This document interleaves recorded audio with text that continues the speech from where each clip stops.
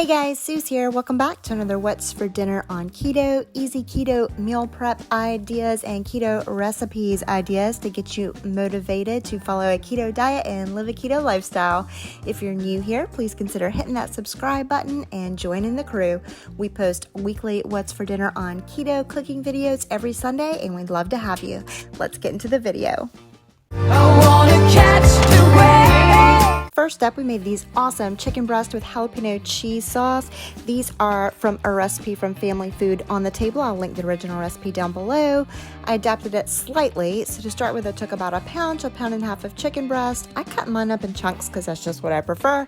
And of course, I seasoned them with some salt, some pepper, some cumin, and some chili powder. And I didn't measure. I just kind of did it. And then I took a fork and just mixed the chicken all around to make sure it was all nice and coated with the seasonings. Then I took a stock pot over medium-high heat, added a couple tablespoons of avocado oil, and just put my chicken in there to go ahead and start searing it. I seared it pretty well on all sides, but didn't worry about cooking it all the way through just yet, as we're going to remove it and then add it back in after we make our cheese sauce. So I just kind of flipped each piece and, kind of looked to see which pieces needed to be cooked longer. You know, guys, you all know how to cook chicken. So after it was all done to how I wanted it, I just removed it to a separate dish. Added probably about 1 more tablespoon of avocado oil to my pot, half a cup of minced yellow onion, and then 3 jalapeno peppers that I removed the seeds and membranes from and also minced. I do recommend wearing gloves when you're working with raw jalapenos. I remembered to today. I cooked those for about 3 to 4 minutes on medium heat, and then I added a heaping teaspoon of minced garlic and just cooked that until the garlic was fragrant. To that, I added a half a cup low sodium chicken broth and 4 ounces of softened cream cheese. And I just took my whisk and mixed up that cream cheese and just stirred it until that whole mixture started melting and simmering. Then I added a heaping, and by heaping, it's probably like a cup and a half of sharp cheddar cheese. I just shredded a whole block of it in my food processor, and that way it didn't have any of the added carbs in it, and it melts really, really quickly if you shred your own. And after I mixed that in and had it melting and simmering, I added my chicken back to the pot, mixed it really well to make sure it was all coated, and then I turned down my heat some, put a lid on the pot, and just continued to simmer it for about 15 minutes. Served it over some steamed cauliflower rice. This was a great keto comfort food meal and stores and reheats perfectly well for doing keto meal prep for the week. Next up, oh my gosh, look at these sliders. Oh my gosh, sliders and eggplant fries. I definitely recommend this keto recipe for when you're doing 1 meal a day because it is really high calorie, but it's so low carb compared to anything else you could make and eat that would quench your cravings the way this did. Oh my gosh. So to start with, I made soul bread sesame rolls. And these were based on a recipe from Carolyn Ketchum. Over all day, I dream about food. I think I probably followed it pretty almost verbatim because her recipes are so on point. So to start with, I took 8 ounces of softened cream cheese along with 3 tablespoons melted butter, 2.5 tablespoons avocado oil, 2.5 tablespoons whipping cream, 2 eggs, and 1 egg white, and I just mixed those all together. Over here, I'm mixing my dry ingredients together, so I did a cup plus 3 tablespoons of unflavored whey protein powder. I'll link the one down below I use. A teaspoon and a half of baking powder, a teaspoon of xanthan gum, a half a teaspoon garlic powder, just shy of a half a teaspoon salt, a fourth a teaspoon baking soda, and a fourth a teaspoon of cream of tartar. Whew. Added all of those dry ingredients in. She said to fold, and when Carolyn Ketchum says to fold and not overmix, I listen because she is a keto genius. So I just folded in gently with my mixer and then took it out and mixed it with a spoon. Now look at this Wilton brownie pan. I did not own one of these. I will link this one down below. I ordered it just for this recipe, and I'm super stoked that it did. The quality of it is excellent, and oh my gosh, it was so perfect for this recipe. I can't wait to cook other recipes in it. So I sprayed it with some olive oil spray, and then I just divided my batter evenly among all 12 cups. I always like to give it a little good shake and slap. And then this is the only part of the recipe I modified. I used everything but the bagel seasoning from Trader Joe's and topped each of those with that instead of plain sesame seeds. I do have my oven preheated to 325, and I baked these for pretty much exactly 30 minutes in the oven. While those were baking, I went ahead and got some eggplant and washed it, and then I'm just doing a rough peel of it. And then I went ahead and pulled out my mandolin chopper that my daddy gave me and made sure I wore my cut-resistant gloves that he bought me because he worries about me, rightly so. And I just used the julienne attachment on the mandolin to cut those up into the shape of French fries. I took 2 eggs and just beat those together, and then I added all of my eggplant fries to that, mixed them really well, and then just kind of stuck those to the side. Then I pulled my buns out of the oven. Look how beautiful these are. I still can't get over how well those turned out. Took about a pound of hamburger meat, put my usual suspects of seasonings into it to make little slider patties, and just cooked those. I usually use salt, pepper, garlic powder, Worcestershire sauce. Once I got them cooked, I topped them with Swiss cheese. I did cook it in 2 batches. And then I just removed those and set them to the side and put together my topping for my eggplant fries. Now, for these, I did take a half a cup of coconut flour, a half a cup of grated Parmesan cheese, and I'd say about 2 teaspoons of like hot Cajun seasoning. And I just whisked that all together until I got all of those lumps out of the Parmesan cheese.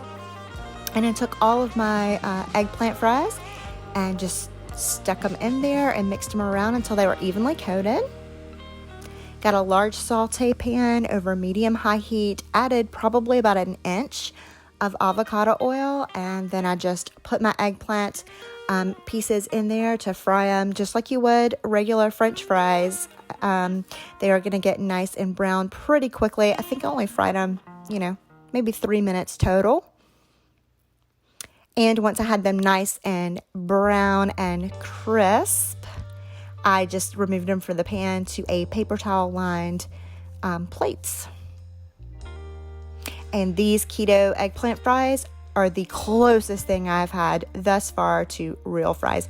Here it is all plated up. You could top your sliders with whatever condiments you like, but I decided to keep it as low carb as possible and just use a little bit of Primal Kitchen spicy ketchup, my favorite, to dip them in.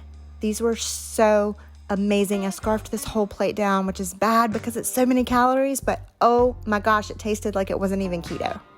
Just to be honest, it tasted like I just went and got sliders at a restaurant. So satisfying, so good. Next up, I made a quick broccoli and goat cheese soup.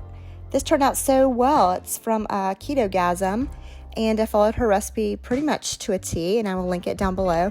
So to start with, I took just a pack of the goat cheese from Costco over medium heat, added it to a stock pot with 3 cups chicken broth, a half a cup of heavy cream, and I just went ahead and whisked that all together until it was melted and simmering. Added 8 ounces of broccoli. Some people would probably want to add more broccoli to this, but I thought it was just the right amount.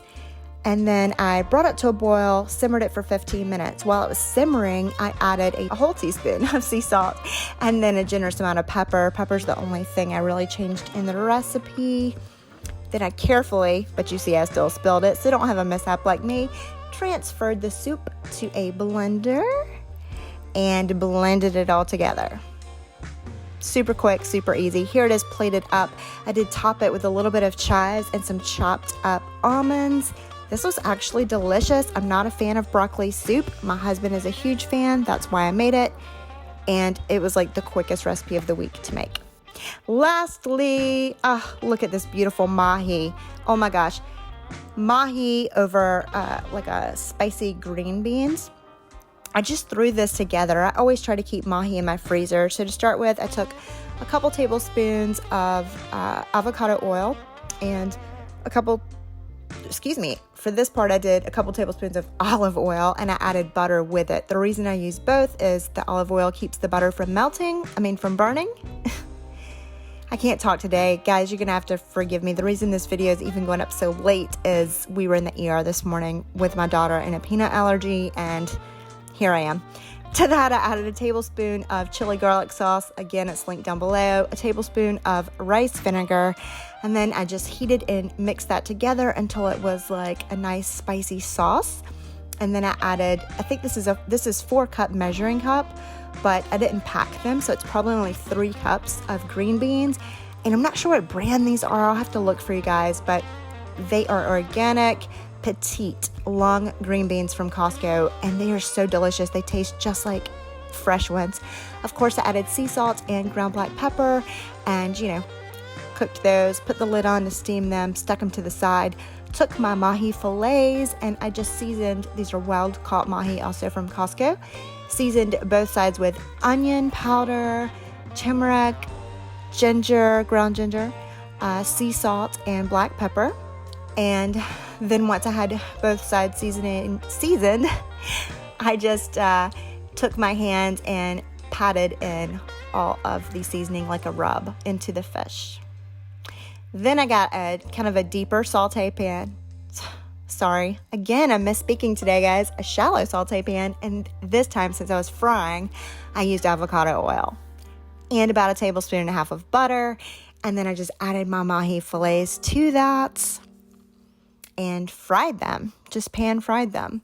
And I would say I cooked them for maybe 2 minutes on each side. Look how gorgeous that is. I just love it. And, I'm not a big fan of Mahi unless it's cooked just right. And I have to say, I love cooking it like this. And I also love slicing it up and cooking it in the air fryer.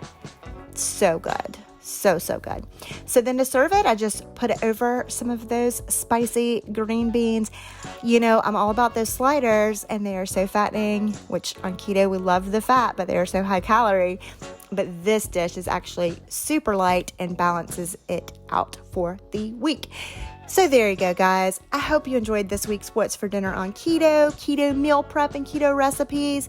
Sorry I'm getting it out to you so late today, but as I said, we had a family emergency this morning, which is all well now, so hence me doing this voiceover at this time of night. If you like this video, please give it a thumbs up, comment down below, subscribe to our channel, come back next week where hopefully we'll have our video out earlier in the morning. Until next time, bye guys. You're a diamond in the rough, shining from within. I can tell that you're tough. Just the sight of you when I'm at my weakest point makes a world of difference. Oh, you make me strong.